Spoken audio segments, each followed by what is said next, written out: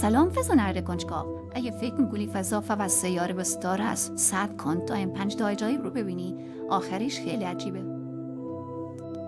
شماره 5 سیاره جهنمی WASP 12b. این سیاره موقت به ستاره‌اش چسبیده که دماغش به 2500 درجه میرسه. نکته عجیب‌تر، ستاره مادرش داره آروم آروم اون بله. شماره 4 دیوار بزرگ هرکول.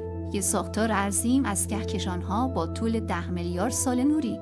طبق قانون فیزیک همچین چیزی نباید اصلا وجود داشته باشه، ولی هست. شماره 3 سیاه‌چاله‌های غول‌پیکر. اینا فقط نور رو نمیبلن، بلکه زمان هم خم میکنن.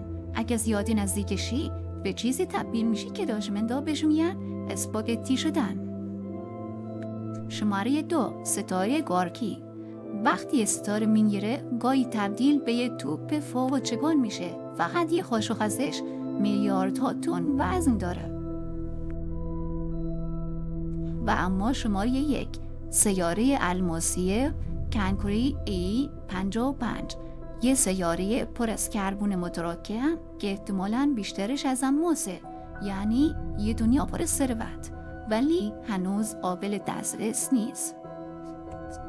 اگه از این پدیده خوشت اومد، لایک کن، سابسکرایب کن و بگو کدومش بیشتر مغزتو ترکوند.